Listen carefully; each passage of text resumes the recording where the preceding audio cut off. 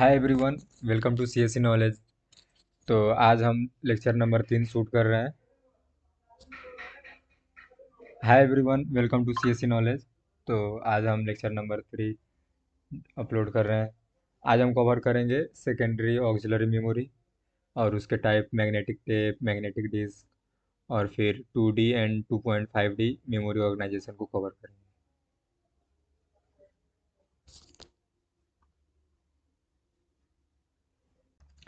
चलिए, तो अब बात करते हैं सेकेंडरी और ऑक्सिलरी मेमोरी की। देखो, सेकेंडरी पहले इसका थोड़ा सा ओ डायग्राम बनाते हैं। ये रहा सीपीयू, ये रहा मेन मेमोरी, ये रहा हमारा सेकेंडरी मेमोरी।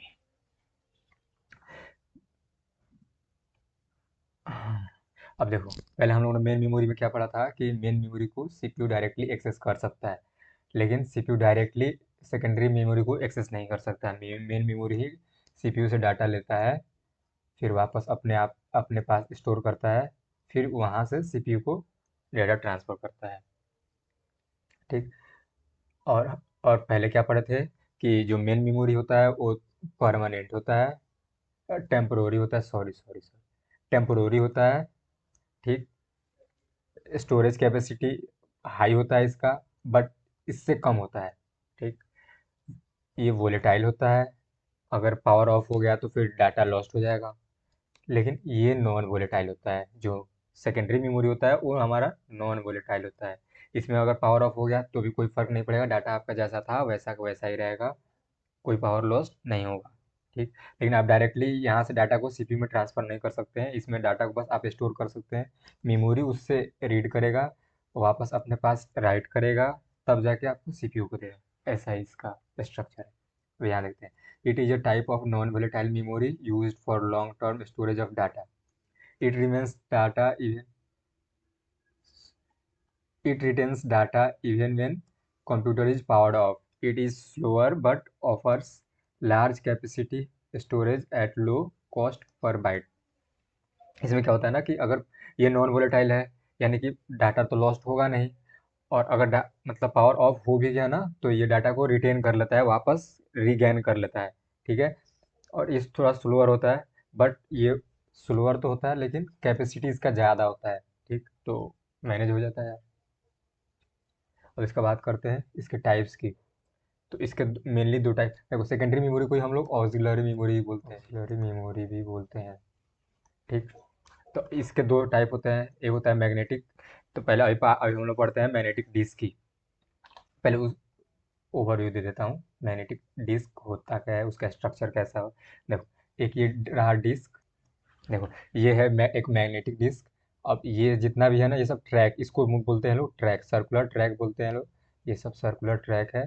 ठीक। इसी के अंदर डाटा स्टोर होता है। ठीक है।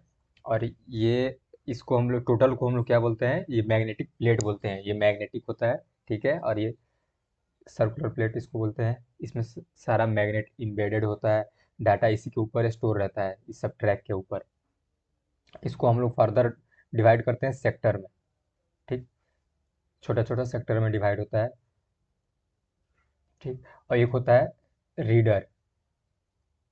यहाँ रहेगा रीडर, मशीन जो रहता है, उसका हेड जहाँ रहेगा वो वहाँ का डाटा स्टोर, वहाँ का डाटा रीड करता है। अगर यहाँ इसका हेड अभी यहाँ है तो यहाँ का डाटा को वो रीड कर रहा है। फिर जैसे जैसे ये रोटेट करेगा, ये होता है एक मैकेनिज्म जो जिसमें हेड लगा होता है। अब यही हेड ना डाटा को रीड करता है, जैसे जैसे ये सर्कुलरली मूव करता है तो डिस्प्लेस होता जाता है। अब ये डाटा यहाँ चला गया तो ये रीड कर लिया, जैसे जैसे डाटा ऐसे ऐसे डाटा को। अब कभी हेड यहाँ रहेगा तो हेड इस जगह का डाटा को रीड करेगा, फिर जब हेड यहाँ आएगा तो इस डाटा को रीड करेगा। ऐसे ही इसमें सब कोड फिक्स रहता है और डाटा स्टोर्ड रहता है। ये जैसे जैसे रोटेट करता जाता है, रोटेट करता जाता है, डाटा रीड होता जाता है। ठीक। इसको देख लेते हैं। Magnetic disk, storage device that uses magnetic surface to store data in binary format. They are commonly use for long term storage. ये सब परमानेंट डाटा स्टोरेज है, तो ये लॉन्ग टर्म के लिए आप इसको रख सकते हैं, इसमें डिलीट नहीं होता है डाटा। चूंकि ये ऑक्सिलरी मेमोरी का पार्ट है तो ऑक्सिलरी मेमोरी का डिफिनेशन ही बताता है कि हाँ, इसके अंदर डाटा जो होता है ना वो डिलीट नहीं होता है, मतलब परमानेंटली स्टोरेज है। और हाई स्टोरेज कैपेसिटी होता है इसका आर। और ये यहाँ पे क्या लिखा है, and are core part of many computer system. इसका क्या मतलब हुआ कि कोर पार्ट? देखो, मेनली हमारे लैपटॉप में क्या होता है, एक कीबोर्ड लगा हुआ है ऑलरेडी, और वो टच पैड भी दिया जाता है, ठीक। और ये कीबोर्ड हो गया, ठीक। हम लोग क्या कभी कभी क्या करते हैं, इसके अंदर माउस को इन डाल के माउस से काम करते हैं। तो माउस क्या है ना कि ये कोर पार्ट नहीं है, ये अलग से हमने लगाया है। ये वाला भी माउस का ही काम कर रहा है, बट ये कोर पार्ट है, इसके अंदर इनबिल्ट दिया हुआ है। तो वैसे ही यहाँ पे कोर पार्ट का मतलब, अगर कोई चीज़ है, क्या बता रहा था, कोर पार्ट। कोर पार्ट का मतलब हो गया कि हाँ, किसी किसी कंप्यूटर में ये ऑलरेडी इनबिल्ट होता है पहले से ही, उसमें दिया रहता है फिक्स करके मैग्नेटिक डिस्क को। जैसे हम लोग वो सीडी वाला कॉम्पैक्ट डिस्क पढ़ रहे होता है ना, देखना स्टोरेज कैपेसिटी में वो एचडीडी हार्ड डिस्क ड्राइव तुम्हारा दिया रहता है पर ऑलरेडी उसमें। अब क्या बोल रहा है, magnetic disk consist of circular platter coated with a magnetic material, data is stored of the form of magnetic patterns on circular part called track, which are further divided into a smaller sector, the smallest unit of storage on the disk। जैसे मैंने बताया कि एक circular disc रहता है, वो पूरा magnetic magnetic रहता है, मैग्नेटिक मटेरियल से बना रहता है, उसके ऊपर ढेर सारा सर्कुलर प्लेट रहता है, पैटर्न रहता है, इसको हम लोग बोलते हैं लोग ट्रैक। ट्रैक में ही डाटा स्टोर रहता है, और इसको फिर से डिवाइड कर दिया जाता है छोटे छोटे सेक्टर्स में। सबसे स्मॉलेस्ट यूनिट होता है इस मेमोरी का सेक्टर ही होता है जो सबसे स्मॉलेस्ट यूनिट होता है। और एक रीडर होता है, जहाँ पे उसका हेड पॉइंट करेगा वो डाटा वहीं का रीड करता है, ठीक। और ये रोटेट करता जाएगा, डाटा एक्सेस होता जाएगा होता जाएगा। ये भी एक सीक्वेंशियल है, ठीक है। इसमें आप डायरेक्ट किसी डाटा को एक्सेस नहीं कर सकते, सीक्वेंशियली डाटा को एक्सेस कर सकते हैं। चलिए अब इसके कुछ फीचर्स देख लेते हैं, इसके एडवांटेज डिसएडवांटेज। इसका एडवांटेज क्या है कि हाई कैपेसिटी स्टोरेज, इसमें इसका स्टोरेज कैपेसिटी जब बहुत ज़्यादा होता है, कॉस्ट इफेक्टिव होता है। रैंडम एक्सेस डाटा, इसमें डाटा रैंडमली एक्सेस किया जा सकता है, जब जहाँ से चाहो तहाँ से डाटा को एक्सेस किया जा सकता है। Durability of many read write, यानी कि हम लोग काफ़ी दिन तक इसका यूज कर सकते हैं। ऐसा नहीं कि हाँ अभी 2-3 बार ही यूज किए तब तक ये ख़राब हो गया, नहीं, लंबा चलता है। जितना बार आप चाहें अगर ध्यान से रखा जाए तो काफ़ी दिन तक ये टिक जाता है। और अब इसका डिसएडवांटेज क्या है कि ये स्लोअर है थोड़ा, स्लोअर स्पीड, मैकेनिकल फेल्योर के पता चले कि रीड करते करते उसका वो हेड ही टूट गया तो फिर तो, और ये सब बहुत जल्दी ही होता है, जनरली ख़राब हो जाता है। मोर पावर कंजप्शन, इसका पावर कंजप्शन बहुत ज़्यादा होता है इसमें। चलिए अब हम बात करते हैं मैग्नेटिक टेप की। तो मैग्नेटिक टेप में पहले उसका स्ट्रक्चर कैसा होता है कि समझ लो ऐसा रहेगा, ठीक है। और ये बहुत ज़्यादा लेंदी रहता है, बहुत लंबा रहता है, और भी बहुत आगे तक रहता है ये, ठीक है। मैं इसको बनाया नहीं हूँ। रील्स समझो ना, रील्स हम लोग कैसेट जो बचपन में देखते थे ना, ब्लैक ब्लैक कलर का रील्स लपटा रहता था, ठीक है। ऐसा रहेगा, और इसके अंदर ऐसे ऐसे रहेगा, इसके अंदर कैसेट कैसेट का वो इसके अंदर रील्स ढेर सारा लगा रहेगा, ऐसे ऐसे उंड रहेगा ये। और यहाँ पे चक्का जैसा रहता था, उसको हम लोग नचाते थे, ठीक है। तो वही रहता है इसका। अब स्ट्रक्चर कैसा रहता है ना, इसको फ्लैट बना के दिखाते हैं आपको। समझो ऐसा स्ट्रक्चर रहेगा ना, तो इसके ऊपर क्या रहेगा ना, ढेर सारा ट्रैक बना रहता है, ठीक। ताकि देखो, ये पूरा मैग्नेटिक लेयर इस पे लगा रहता है, मैग्नेटाइजेबल मटेरियल का, ये पूरा प्लास्टिक का बना रहता है, ठीक है। और इसके ऊपर मैग्नेटिक मटेरियल का लेयर लगा रहता है, और वो जाकि जो कि वही डाटा को स्टोर करता है, ठीक। और ये ट्रैक रहता है ताकि मल्टीपल डाटा को स्टोर किया जा सके। अगर ट्रैक नहीं रहता तो एक एक एरिया में इतना बड़ा एरिया एक को डाटा के लिए कवर होता है, फिर इतना होता है। अब क्या हो गया ना, ट्रैक होने से अब इतना में एक, फिर उसमें पैरेलली एक बार में 3 डाटा स्टोर हो पा रहा है, पहले एक होता। तो इसलिए ट्रैक लगा रहता है इसमें, ठीक। और डाटा को हम लोग रेंडमली एक्सेस नहीं कर सकते हैं, इसमें सीक्वेंशियल एक्सेस होता है, ठीक है। देखो ध्यान से, magnetic tapes are type of sequential storage device use for data backup and archival purpose. हम लोग इसका देखो हायरार्की लेवल में तो सबसे लास्ट में ये आता है, ठीक। तो इसका ज़्यादा यूज मतलब डाटा को सीपीयू को इसकी डाटा का ज़रूरत उतना होता नहीं है, तो ये बैकअप की तरह ही काम करता है। कि अगर कोई डाटा अगर मेन मेमोरी में नहीं मिल पाता है तो यहाँ से, लेकिन ऐसा बहुत कम ही होता है, ठीक। इसको हम लोग बैकअप की तरह ही यूज़ करते हैं, एक बार डाल के और रख दो कहीं, ठीक। और उसके बाद बोला they consist of a long thin strip of plastic material coated with a magnetic layer where data is stored. ये एक प्लास्टिक का मटेरियल है, ठीक, जो कि मैग्नेटिक मटेरियल से कोटेड है, ठीक। अब इसके ऊपर ही हम लोग का डाटा जो होता है ना वो स्टोर्ड रहता है, ठीक। रेल समझो ना, magnetic tape is wound on rails and a thin layer of magnetizable material is applied for data storage. Tape driver is used to read write data on magnetic tape. The tape is divided into multiple tracks along its length, allowing parallel data storage to enhance capacity. ऐसा समझ कि ऐसा अगर reel है, ठीक, तो इसमें multiple tracks बनाया रहता है ताकि हम लोग पैरेलली डाटा को स्टोर कर सके, और कैपेसिटी और ज़्यादा इन्हेंस हो जाता है, उससे इंक्रीज हो जाता है। और इसमें इसका मैकेनिज्म क्या है कि इसके ये पूरा मैग्नेटिक मटेरियल से बना रहता है, मतलब बन, बना तो प्लास्टिक, मतलब बना तो प्लास्टिक मटेरियल का ही है, बट इसके ऊपर मैग्नेटिक मटेरियल का कोटिंग रहता है जो कि डाटा स्टोर करता है, ठीक। और इसके ऊपर से डाटा को रीड राइट करने के लिए हम लोग को टेप ड्राइवर का यूज करना पड़ता है, जो डाटा को रीड करता है। इसमें टेप ट्रैक जैसे उसमें था मैग्नेटिक डिस्क में भी ट्रैक था, इसमें भी बहुत सारा, इसमें सर्कुलर ट्रैक था, इसमें हॉरिजॉन्टल होता है, हॉरिजॉन्टल ट्रैक्स होता है।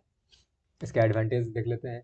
High storage capacity, cost effective, long life span, portable, इसको हम लोग कहीं पे भी लेके जा सकते हैं, ठीक। और हाँ, जब कहीं भी लेके जा सकते हैं तो इससे तो ये साफ हो गया कि ये कोर पार्ट नहीं होता है, किसी भी कंप्यूटर का कोर पार्ट नहीं होता है, इसको आप लोग अलग से लगाते हैं। किसी भी सिस्टम का ये कोर पार्ट नहीं होता है, इसको अलग से हम लोग लगाते हैं, ठीक। लॉन्ग लाइफ स्पेन, काफ़ी दिन ज़्यादा दिन तक चल सकता है। कॉस्ट इफेक्टिव, बहुत कम खर्चा है इसके अंदर। हाई स्टोरेज कैपेसिटी, इसका स्टोरेज कैपेसिटी हाई होता है। अब इसका डिसएडवांटेज क्या है कि सीक्वेंशियल एक्सेस ओनली, यानी कि डाटा को हम लोग एक सीक्वेंस में ही यूज कर सकते हैं, यानी कि एक बार रीड करना शुरू किए तो अब ये अगर डाटा अगर मेरा यहाँ है ना, और हम यहाँ से स्टार्ट किए रीड करना, तो हमको पूरा टेप पूरा रील्स को चलाना पड़ेगा, जब सर पूरा खत्म हो जाए लास्ट में आएगा तब जो डाटा हमको वहाँ से मिलेगा। तो ये बहुत स्लो प्रोसेस है, टाइम टेकिंग है, ठीक। Slow read write speed, specialised equipment, इसके लिए कोई एक स्पेशलाइज्ड इक्विपमेंट ही चाहिए। जैसे हम लोग को पहले क्या आता था, मैक करके कुछ आता था, मैक करके आता था, जिसमें हम लोग कैसेट को डाल के गाना सुनते वगैरह थे। उसके बाद आता है ये fragility, specialize fragility, slow read write, sequential. अब बात करते हैं हम लोग ऑप्टिकल स्टोरेज की। ऑप्टिकल स्टोरेज कुछ खास नहीं है। Optical storage uses laser technology to read and write data on disk. वही है मैग्नेटिक डिस्क जो था ना, ठीक, तो वैसे ही इसका भी रहता है सेम, बट इसमें उसमें रीड राइट करने के लिए हम लोग क्या करते थे लोग, एक हेड बना रहता था, वही डाटा को रीड करता था, ठीक। लेकिन इसमें क्या है ना, लेजर के द्वारा हम लोग अलग से एक लेजर बीम आएगा, ये रीड करेगा डाटा को, लेजर से रीड करते थे। इस सीडी डीवीडी ब्लू रे डिस्क, ये सब इसका एग्जांपल है ऑप्टिकल डिस्क का। वो मैग्नेटिक डिस्क था, ये ऑप्टिकल डिस्क। कैसेट्स जितना भी होता है ना वो सब ऑप्टिकल डिस्क होता है। चलिए तो अब बात करते हैं मेमोरी ऑर्गेनाइजेशन की, ठीक। मेमोरी ऑर्गेनाइजेशन, अब तो हम लोग पढ़ लिए हैं कि मेमोरी को सारे मेमोरी के टाइप पढ़ लिए हैं लगभग लगभग। अब उसमें डाटा ऑर्गेनाइज कैसे किया जाता है, कैसे उसको सजाया जाता है, ये अब देखना है, ठीक। जैसे ये डाटा है तो अभी तो हम लोग ऐसे ही अपने अपने में समझ लिए कि हाँ ऐसे ऐसे होता होगा डाटा, बट रियल में अंदर होता कैसे, कैसे ऑर्गेनाइज किया जाता है, उसको अब देखते हैं। तो पहला आता है हमारा, होता तीन टाइप का है, ठीक। एक हो गया 2D, एक हो गया 2D, एक हो गया 3D, और इसके बीच में आता है 2.5D, जो इन दोनों से बेस्ड होता है 2.5D, ठीक। अब बताऊंगा कैसे। पहले दोनों के बारे में थोड़ा थोड़ा थ्योरी पढ़ लेते हैं, फिर मैं एग्जांपल देके अच्छे से समझाऊंगा इसको। क्या कहता है, it is the arrangement of memory chip और cell in two dimensional grid with rows and columns. It is commonly use in ROM and RAMs. देखो, एक 2D ग्रिड होता है, ठीक। ऐसे मेमोरी को ऐसे समझो एक तरह से मैट्रिक्स में बांट दिया जाता है। ये रॉ हो गया, ये हो गया कॉलम, ठीक। तो तुम्हारा जो जो डाटा होता है ना, वर्ड होता है, वो रॉ लाइन में रॉ लाइन से थी होता है, और जो कॉलम होता है वो तुम्हारा बिट, कौन सा डाटा कितने बिट का है, ठीक, वो ये दोनों बताता है। तो अगर अगर मेरा मेमोरी रिक्वेस्ट है 0,0, ठीक, तो ये 0 रॉ, ये 0 कॉलम, ये दोनों जहाँ पे इंटरसेक्ट किया उस ब्लॉक में जो डाटा होगा वही हमारा रिक्वेस्टेड डाटा होगा सीपीयू द्वारा, ठीक। इसमें ऐसे अरेंज किया जाता है। स्ट्रक्चर इसका देख लेते हैं कैसे रहता है। मेमोरी सेल्स देखो, it is the basic building block of where data is stored in the form of bits. These cells are arranged in rows and columns. Memory cell जितना भी होता है ना, ये एक सेल हो गया, ये एक सेल हो गया। तो ये सेल ना रोज और कॉलम के हिसाब से बांटा गया रहता है। इसके अंदर ही डाटा रहता है, ठीक। और वो डाटा बाइनरी फॉर्म में होता है, 0 और 1 के फॉर्म में। उसके बाद आता है रॉ। रॉ क्या होता है? तो रॉ मतलब जो बीट लाइन वर्ड लाइन्स है ना, उसी को हम लोग रॉ बोलते हैं, वर्ड लाइन्स। और जो बीट लाइन होता है उसको हम लोग बोलते हैं कॉलम। जो कॉलम होता है वो बीट लाइन होता है। Each column is connected with bit lines which is use to activate the cells of that column. Bit line हमारा यूज होता है उस कॉलम को एक्टिवेट करने के लिए, उस सेल के उस कॉलम को, जो से सेल के हमको ज़रूरत है, इस सेल को अगर ज़रूरत है तो इसके कॉलम को एक्टिवेट करने के लिए हमको ज़रूरत पड़ता है बीट लाइन की। और इसके रॉ को एक्टिवेट करने के लिए हमें ज़रूरत पड़ता है वर्ड लाइन की, ठीक। और ये कहाँ से आता है मैं बताता हूँ। सीपीयू, ये है एड्रेस डिकोडर, इसको भी जान लो। A circuit that takes the address from CPU and select the corresponding rows and columns to access a specific cell। अब इसको अच्छा से एग्जांपल के तीनों को सबको कंबाइन करके समझते हैं। ये हमारा सीपीयू हुआ, ठीक। ये मेमोरी ऐसे ऑर्गेनाइज्ड है, ठीक। ये हो गया रॉ, ये हो गया कॉलम, ठीक। ये सीपीयू, सीपीयू एक एड्रेस भेजेगा डाटा के लिए। मान लेते हैं वो एड्रेस में जो भी एड्रेस भेजा 0 1 0 ऐसे करके, जो भी जितना बिट का भी भेजा, तो इसमें से कुछ पार्टिकुलर बिट अब वो तुम्हारा जाएगा कहाँ पे? एड्रेस डिकोडर के पास जाएगा। ए डबल, ये एड्रेस एड्रेस डिकोडर के पास आया। एड्रेस डिकोडर उसको डिकोड करेगा, उसमें से रॉ वो क्या बोलते हैं वर्ड लाइंस को, यानी कि तुम्हारा वर्ड बिट्स को छांटेगा, फिर कॉलम बिट्स को चलो, जैसे ये हो गया सीपीयू, ठीक। ये हो गया मेमोरी, इसको हम लोग मैप कर दिए। ये हो गया रॉ, ये हो गया कॉलम, ठीक। ये 0 0 0 1 0 2 1 0 1 1 1 2 2 0 2 2 0 2 1 2 2 3 0 3 1 3 2। ये हो गया हमारा मेमोरी सेल। सेल के अंदर ही डाटा अवेलेबल होता है, ठीक। अब डाटा को अचीव करने के लिए, रिट्रीव करने के लिए सीपीयू पहले उस डाटा का एड्रेस भेजेगा।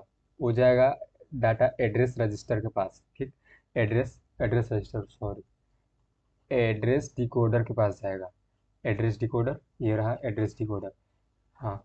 इस एड्रेस डिकोडर के पास जाएगा। अब एड्रेस डिकोडर क्या करेगा? उस एड्रेस को डिकोड करेगा और उसको रॉ एड्रेस और कॉलम एड्रेस में कन्वर्ट करेगा। जैसे अब मान लेते हैं 0 0 1 0 1 0 ऐसे करके कुछ एड्रेस आया। अब उसको डिकोड करके वो रॉ में 0 ला दिया और कॉलम एड्रेस 1 ला दिया। तो अब ये तुम्हारा सेल में जाएगा, सेल नंबर 0,1। अब ये सेल नंबर 0,1 में तुम्हारा डाटा है, तो कहाँ है वो? ये रहा 0,1, ये है सेल। अब इस सेल के अंदर जो भी डाटा रहेगा वो निकल के सीपीयू में आ जाएगा और काम बन जाएगा। ये होता है ऑर्गेनाइजेशन। इसको बोलते हैं 2D ऑर्गेनाइजेशन, कि चीज़ें 2D के अंदर ऑर्गेनाइज होता है। अब इसमें दिक्कत क्या है मैं बता रहा हूँ तुमको। इसका पहले वर्किंग देख लेते हैं। The the CPU sends a memory address to specific data. The address decoder split the address into rows address and column address. After that, the decoder activates word lines to desired row and bit line to desired column. Finally, the selected cells data is read write via intersection of activated rows and columns. जो हम लोग row column मानते हैं, ये रो था और ये column था, दोनों का इंटरसेक्शन यहाँ हुआ है तो ये वाला सेल यूज हो जाएगा। अगर ये और ये कॉलम का इंटरसेक्शन यहाँ हुआ है तो ये वाला सेल यूज हो जाएगा। इस सेल के अंदर जो भी डाटा रहेगा वो सीपीयू को मिल जाएगा। ऐसे ये काम करता है। 2.5D का समझ लेते हैं, दोनों का साथ में मैं समझा दूंगा एग्जांपल, पहले ही समझ लो अच्छे से। अब आते हैं 2.5D। देखो, it is an advanced memory organization that serves as the bridge between 2D memory and 3D stacked memory layer. It combines multiple memory chip and processor on a single silicon interposer to improve performance, reduce latency. इसका मतलब क्या है कि जो 2D था हमारा, ऐसे example की तरह समझो कि ये 2D है, इसमें क्या होता था ना, डाटा हॉरिजॉन्टली रहता था ऐसे, ठीक, डाटा हॉरिजॉन्टली ऐसे रहेगा। अब सीपीयू को जब भी कोई डाटा चाहिए होगा ना, या फिर इन दो मेमोरी चिप, सब मेमोरी चिप है ना भाई, सब मेमोरी चिप है, ठीक। तो अब जैसे डाटा को ट्रांसफर करना है तो एक रहेगा, समझो एक तरह से कोई मीडिएटर की तरह, ठीक। अब वो क्या किया गया है ना, सबको एक दूसरे से ऐसे सबको इसी के साथ कनेक्ट कर दिया गया रहेगा इसके पास।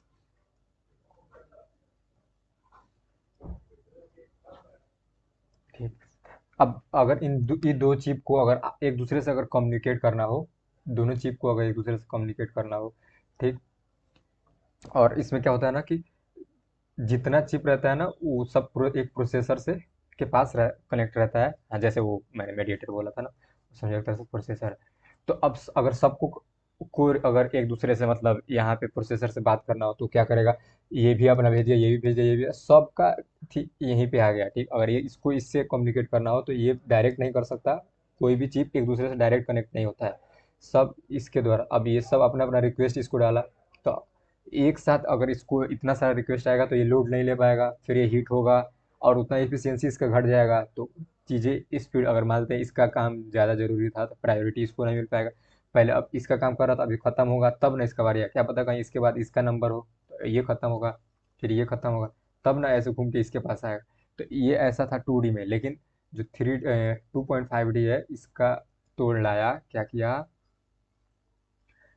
ये सब एक हॉरिजॉन्टल प्लेन पे पहले था, सब एक हॉरिजॉन्टल प्लेन के अंदर ये सारा ऑर्गेनाइजेशन था। बट जब 2.5D आया तो वो क्या किया ना, वर्टिकल प्लेन का यूज किया। एक डाटा यहाँ रखा है ना, फिर एक लेयर इसके ऊपर रहेगा, ठीक, उसके ऊपर फिर एक और डाटा रहेगा, ये लेयर हो गया, फिर इसके ऊपर एक और डाटा, फिर एक और लेयर हो गया, फिर एक और डाटा, ऐसे। अब इसको अगर हम इस तरह से स्प्लिट करें तो समझ लो ये एक डाटा हो गया, ये एक डाटा हो गया, ये एक डाटा हो गया, ये एक डाटा। एक सिंगल इंटरपोजर क्या करेगा, वो पैरेलली सबको कनेक्ट कर देगा। ये इंटरपोजर है, ठीक, ये हमारा प्रोसेसर है, प्रोसेसर प्रोसेसर इससे कनेक्टेड है, ये इससे कनेक्टेड है, ये इससे कनेक्टेड है, ये इससे कनेक्टेड है, ये इससे कनेक्टेड है, ये डायरेक्टली इससे बात कर सकता है। और ये एक ही है। और उसमें क्या था कि इस सब के लिए ना, इसको इसको इसको इसको ऐसे सब एक साथ रिक्वेस्ट भेज रहा है, ऐसा नहीं हो पाता था। ये इसको दिया और ये बहुत फास्ट होता था, और ये बहुत लेंदी नहीं होता था, इसका वायरिंग कॉम्प्लेक्स उतना नहीं रहेगा, सिंपल सा। इसको दिए, ये इसको यूज कर लिया, फिर ये इसको दिया, ये इसको यूज कर लिया, फिर ये ऐसे।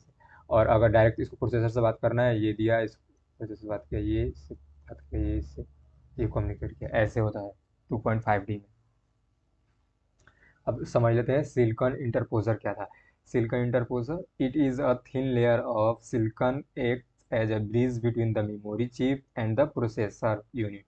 The interposer contains interconnects that allow data to flow at high speed with low latency. Low latency मतलब high speed, high latency मतलब low speed। तो इसमें low latency है मतलब इसका जो डाटा ट्रांसफर रेट होगा वो बहुत हाई होगा, बहुत स्पीडली होगा, ये काम करता है। और साइड बाय साइड प्लेसमेंट का क्या मतलब हो जाएगा ना, कि हर मेमोरी सेल के बगल में ही प्रोसेसर मतलब रहता तो नहीं है, बट ऐसा फील होता है ना कि प्रोसेसर एकदम जस्ट बगल में ही है, क्योंकि बीच में कुछ भी ज़्यादा इंटरमीडिएट नहीं रहता है। इंटरपोजर बहुत फास्ट लाइन होता है, तो इसको दिया और ये फटाक से यहाँ पहुँचा दिया। तो ऐसे रहता है। Memory chips are placed next to the, ठीक, इसी पे वो तुम्हारा मेमोरी वो प्रोसेसर भी है और इसी में डाटा भी है। ये इस इंटरपोजर से बात किया, इंटरपोजर तो इसी में प्रोसेसर से ही कनेक्टेड है, तो किसी को कोई दूसरा माध्यम की जरूरत नहीं पड़ता।